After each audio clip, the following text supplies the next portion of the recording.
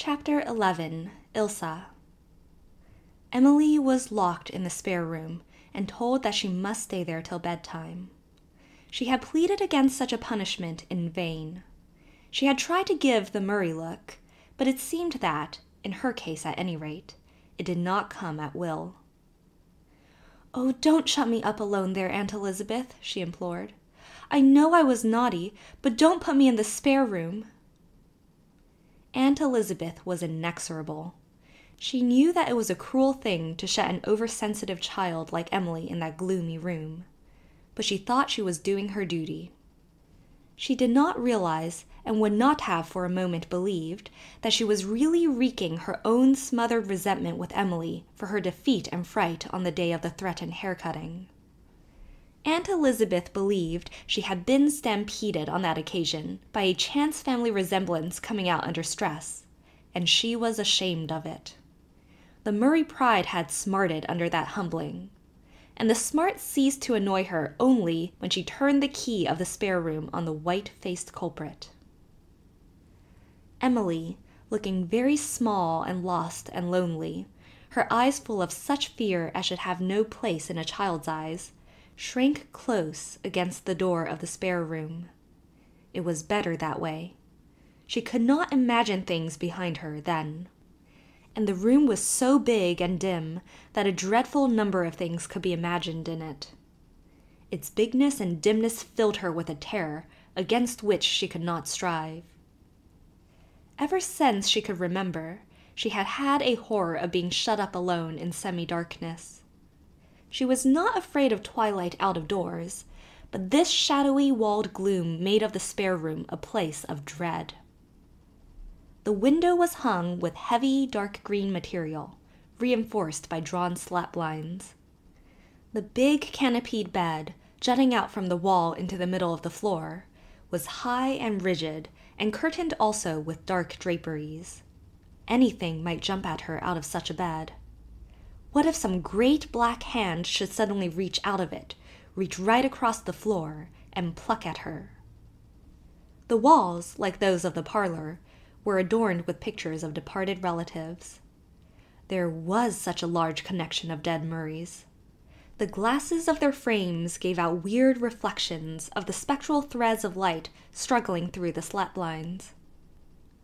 Worst of all, right across the room from her, high up on the top of the black wardrobe, was a huge stuffed white Arctic owl, staring at her with uncanny eyes.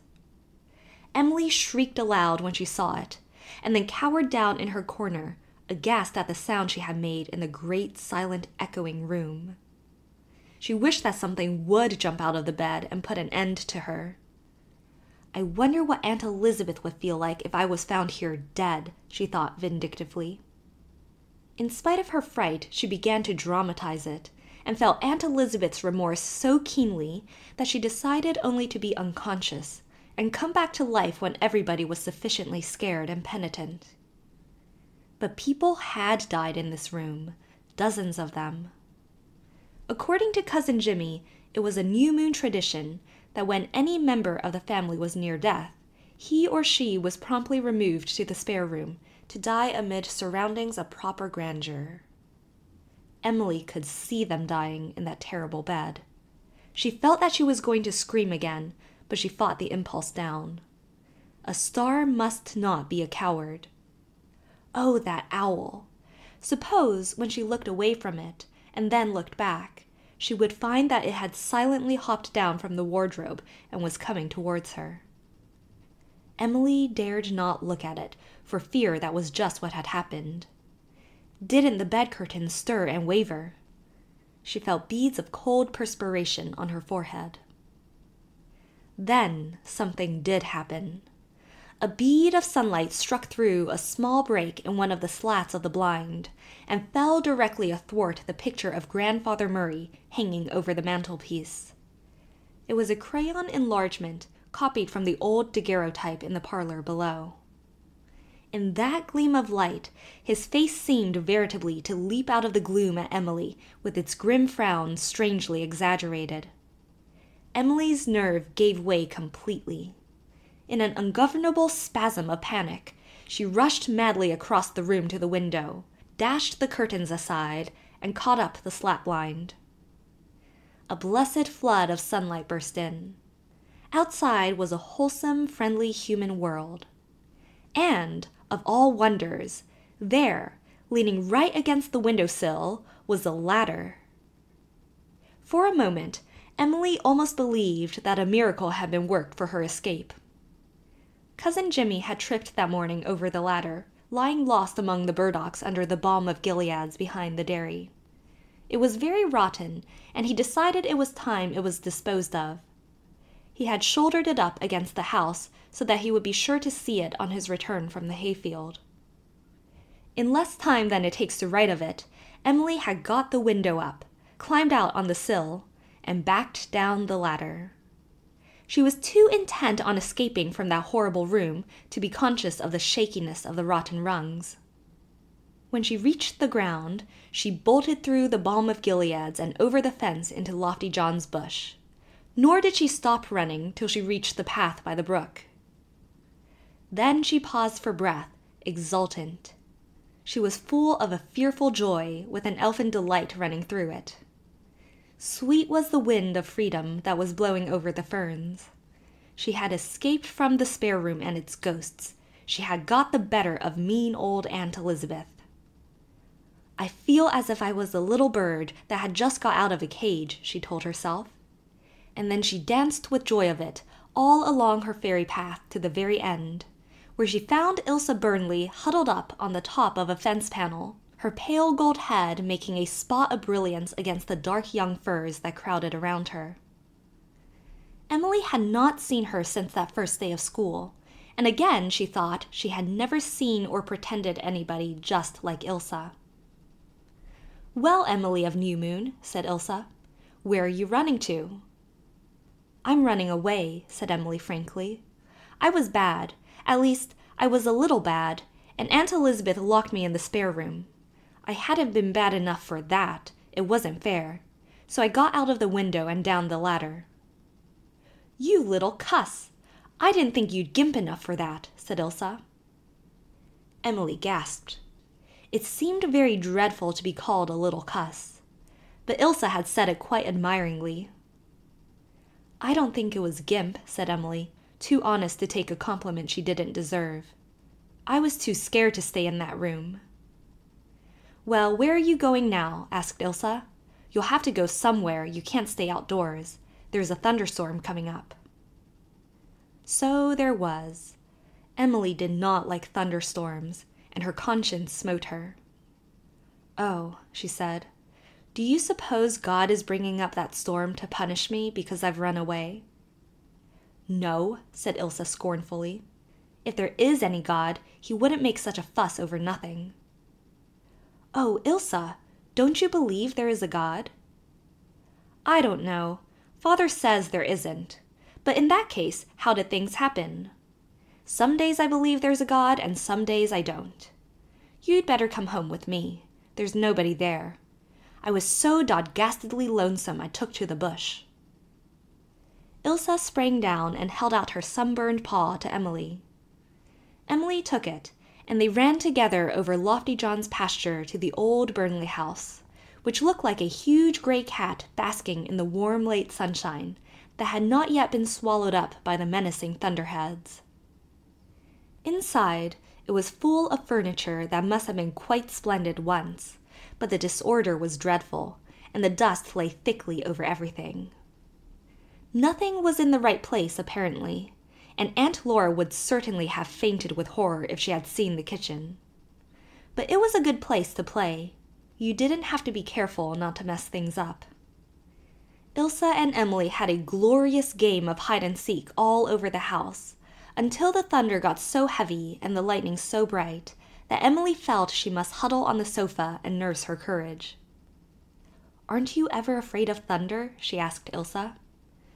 "No, I ain't afraid of anything except the devil," said Ilse. "I thought you didn't believe in the devil either. Rhoda said you didn't." "Oh, there's a devil all right, Father says. It's only God he doesn't believe in. And if there is a devil and no God to keep him in order, is it any wonder I'm scared of him?"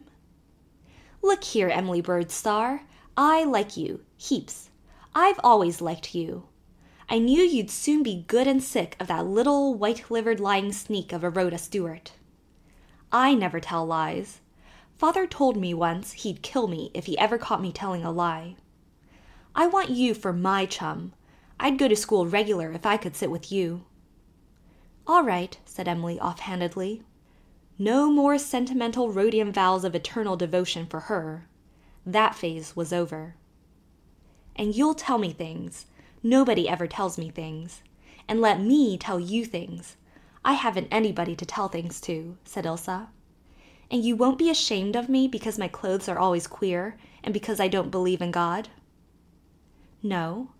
But if you knew Father's God, you'd believe in him." "I wouldn't.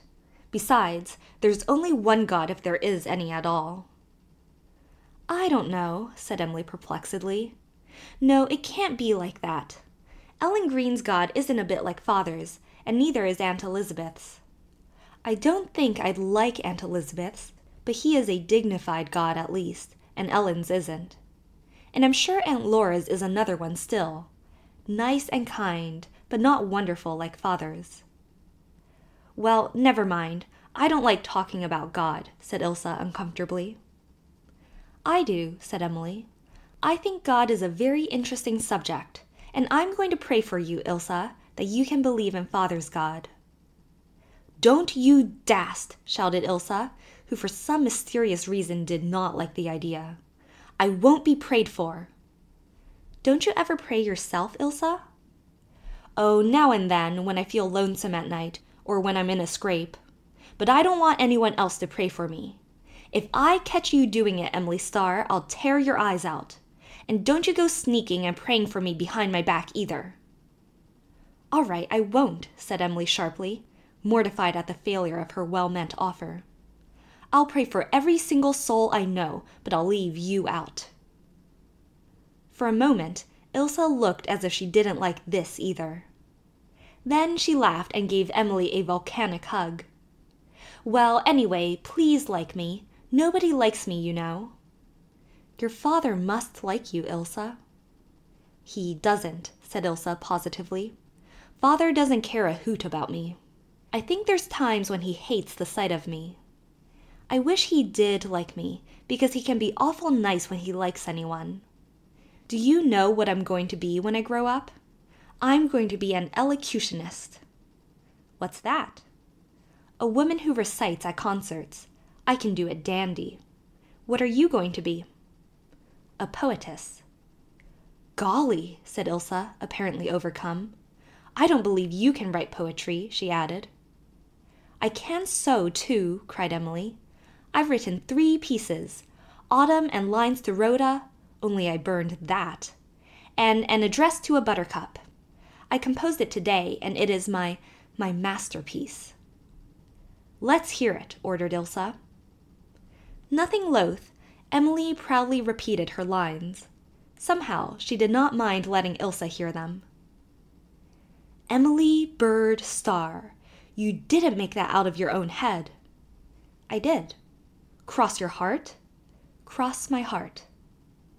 "Well," Ilse drew a long breath, "I guess you are a poetess, all right."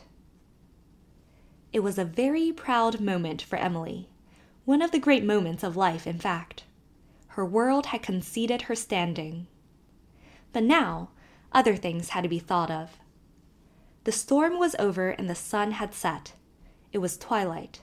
It would soon be dark.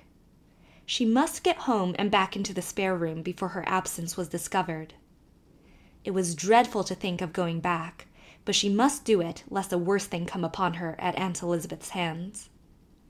Just now, under the inspiration of Ilse's personality, she was full of Dutch courage. Besides, it would soon be her bedtime and she would be let out.